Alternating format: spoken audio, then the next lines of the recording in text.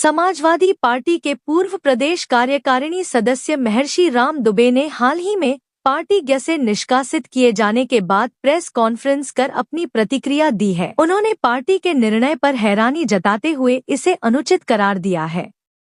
नहीं पता क्यों निकाला गया। प्रेस से बात करते हुए महर्षि राम द्विवेदी ने कहा कि उन्हें खुद यह नहीं पता कि उन्हें किस कारण से पार्टी से बाहर का रास्ता दिखाया गया है। उन्होंने बताया कि वे पिछले 5 वर्षों से समाजवादी पार्टी के लिए निस्वार्थ भाव से काम कर रहे थे। उन्होंने कहा कि यदि कोई अनुशासनात्मक कार्रवाई की गई होती तो समझ में आता, लेकिन बिना किसी स्पष्ट कारण के निष्कासित करना गलत है। पवन पांडे पर लगाया गंभीर आरोप।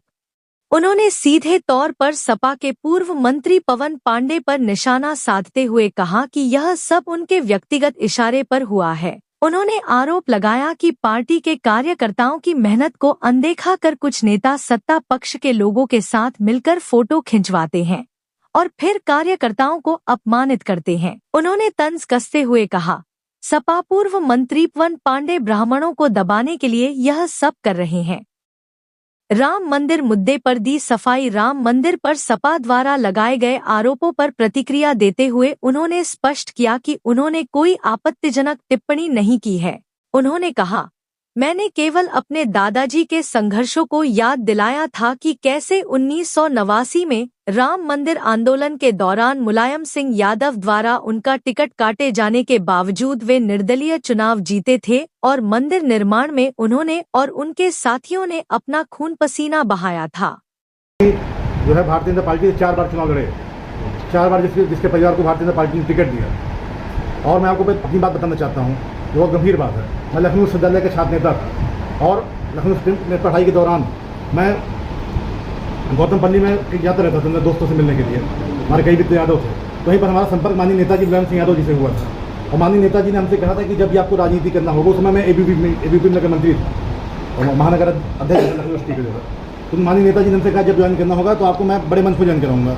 और 2021 में 1 मार्च 2021 को माननीय नेताजी ने मुझको प्रदेश कार्यालय पर पार्टी ज्वाइन कराया था और मुझको नेताजी के प्रति आस्था थी। जिस दिन माननीय नेताजी का देहावसान हो गया उस दिन अंदर टूट गया। तो तभी लगने लगा कि समाजवादी पार्टी हमारी दाल नहीं गल पाएगी, क्योंकि नेताजी ने हमारे टैलेंट को देख के मैं पार्टी ज्वाइन कराया था। और अखिलेश यादव जी चाटुकार पसंद करते हैं। कौन पाड़े टाइप के चाटुकार जब तक समाजवादी पार्टी में रहेंगे, समाजवादी पार्टी में कोई आगे बढ़ नहीं पाएगा। और मैं बताना चाहता हूँ, हमारे दादाजी बीकापुर से विधायक थे। हमारे दादाजी 74 में पहला चुनाव अयोध्या विधानसभा से लड़े थे और मात्र 185 वोट से चुनाव हारने का काम किए, हारे थे। वो बयानी हो गई थी उसमें। तो कौन पाड़े को ये सब चीज़ देख के खल गया कि कहीं ये अयोध्या विधानसभा टिकट न गया।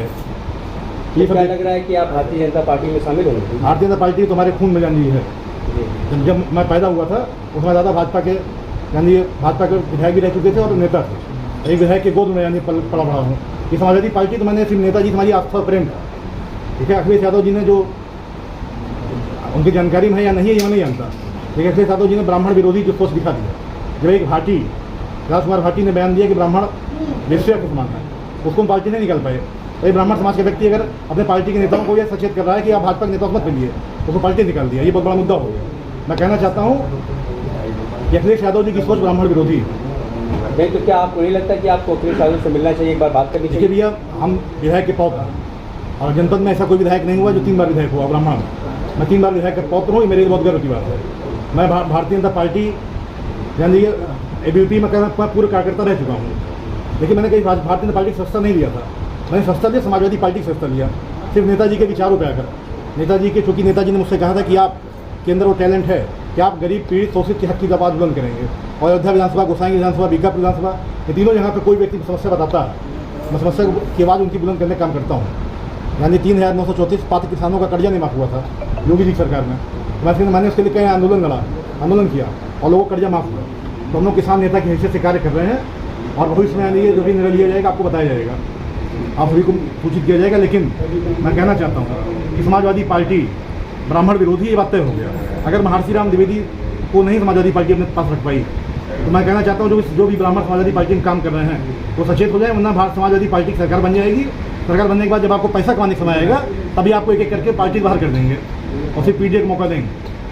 और पीडीए में सिर्फ जानिए, मैं कुछ ज़्यादा नहीं बोलना चाहता हूँ। अभी ये हमारे जो सांसद जी हैं अवधेश प्रसाद जी, बात आप सब लोग सामने खुल गई। तो मैं कहना चाहता हूँ कि अवधेश प्रसाद जी को समाजवादी पार्टी की रदौली तैयारी कर रहे हैं प्रदीप यादव। उन्होंने कितना कुछ नहीं बोला, झूठा प्रसाद बोला, कितना गाली प्रयोग किया, कितना मतलब अपमान करने का काम किया, लेकिन उनके ऊपर कोई कार्रवाई नहीं हुई। क्योंकि समाजवादी पार्टी पीडीए चल रहा है, तो पीडीए चाहे जूता मारे उनको, कोई दिक्कत नहीं भाई।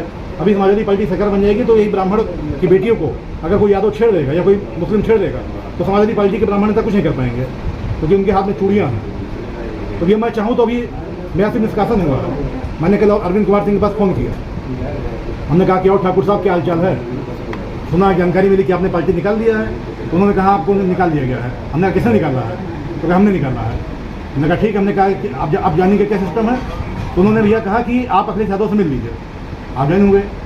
हमने कहा मैं अखिलेश यादव दोबारा मिलने नहीं जाऊँगा, क्योंकि जब पार्टी को नीति नहीं बची भाई।